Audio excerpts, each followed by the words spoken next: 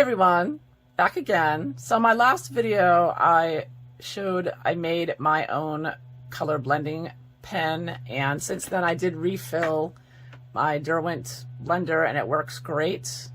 So that formula is still working, looks great.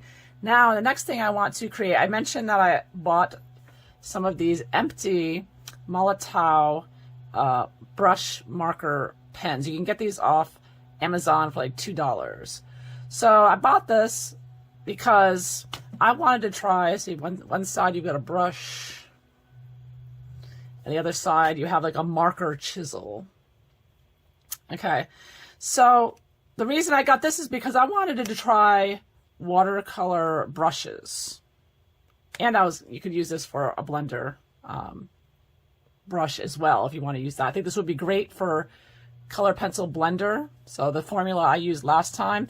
And what's great about this is this comes not just an empty marker, but it also, the marker comes with, I don't know what you call it, a sponge inside to absorb, just like you would see in markers. I can get it to come out here. So both sides, the screw off, and oops, there it comes.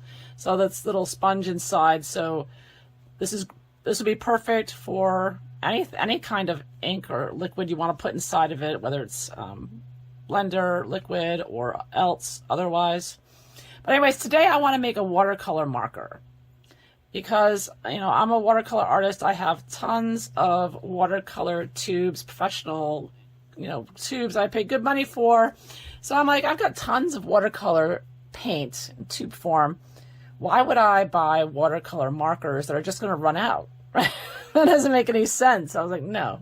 I'm sure they're good markers, but I've got tons of watercolor tubes, and they last forever. This lasts forever because you use very little at a time. So the point I'm getting at is I decided I'm going to make my own watercolor markers with the empty Molotow. And I'm going to have a brush. It's like a brush tip, so I'm going to have brush watercolor markers here. And yeah, and I think it's going to be very simple and direct how I do this, as watercolor is. That's good.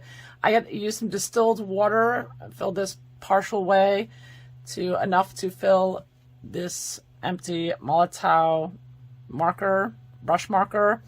And I'm just going to mix in a little bit of my ultramarine blue watercolor. I'm not going to need very much, just a little teeny tiny bit, you know. Watercolor goes a long way. So I'm just going to use just a little bit, just teeny tiny. That might even be too much. So I'm just using this little teeny tiny amount here. That's a lot for watercolor. So this is going to be really dark.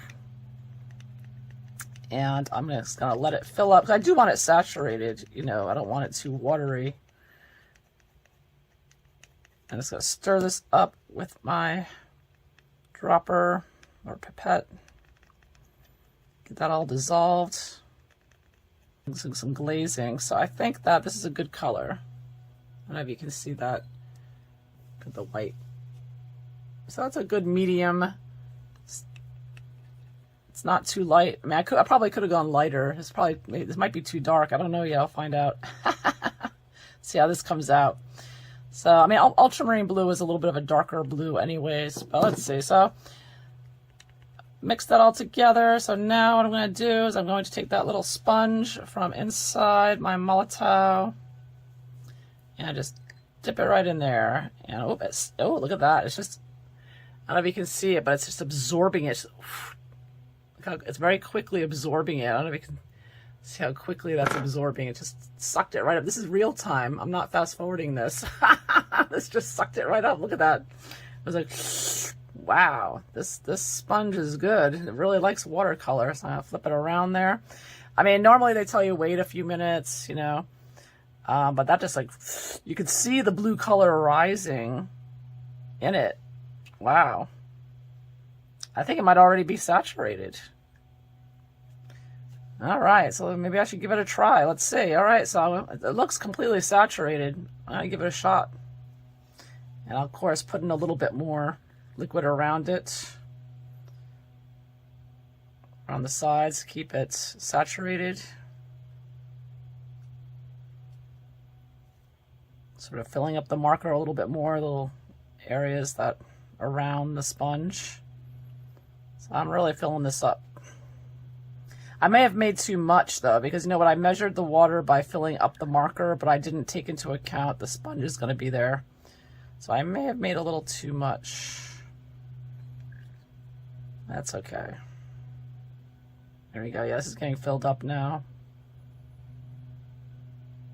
Okay, I'm filling up the marker here. Okay, now the marker is completely filled with ultramarine blue watercolor. Look how nice and blue that looks, huh? Does that look professional or what? So now I'm going to test it out. I'm going to let it, again, I've got a brush side and I've got a chisel, like a marker chisel. So take out the paper. Let's test this out. I mean, wow, this is all real time. I'm not fast forwarding anything. This all just happened that quickly, just like that. So let's see. Let's hope it works. Squeeze it a little bit and see if I can get, oh, I don't know if I can squeeze this. Feels very hard now, so I don't know if I'm going to be able to, okay, it's a little bit coming out there. I'm going to dip the brush into the color a little bit to sort of break it in, because it's the first time I'm using it, so you know how it's stiff on the end? It feels kind of stiff, so it's not like a very soft brush, it's kind of a stiff brush there. But there is color coming out. Here we go. You ready? Ready to see how this writes? It's not the biggest, softest brush, like a watercolor brush, but look at that. This is perfect for writing. If you want to do any watercolor writing or detail work where you need to do a lot of lines, look at that. Look what a perfect line that is. This is watercolor. So this is a very good pointy kind of brush. Look how little the lines I can get there. Yeah, so this was great. Looks like for detail work more than anything. But also, I'm sure this is wonderful for coloring in a coloring book. Let me try it out. So this is my Mythomorphia coloring book. Now this paper is pretty good. It's pretty strong. It's not Amazon paper, you know, it's good strong paper. So I'm just going to open up to the back here and choose something to color with my new watercolor brush. Yeah, so I think I'll color a telescope here. Let's do this thing right here. So here we go. Look at that. Wow. I like it. All right, so that's the brush side. So it's kind of a stiff brush. It's very little. This would be good for any kind of writing or, again, detail or coloring book. This is perfect for coloring books because you've got nice small spaces there. All right, so now the other side, so that's one side. The other side is a big chisel. So this might be better for larger spaces here. So I'm going to try this out now. Let's move this up a little here. Here we go. Yeah. So this is going to be good for the larger spaces. But I could also do a point with the chisel as well. It gets very, very thin lines. So this is definitely more of a marker feel. So I got this watercolor marker. So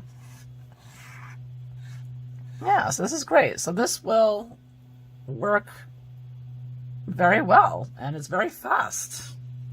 So I'm going to make a few different colors, and I'm going to have my own watercolor brush markers that I can use in my coloring books and get really good details here. Okay, so now I finished making my collection of watercolor marker pens, brush pens here. And I want to test them out now. I'm going to color with them for the first time. My brand new homemade watercolor marker brush markers here.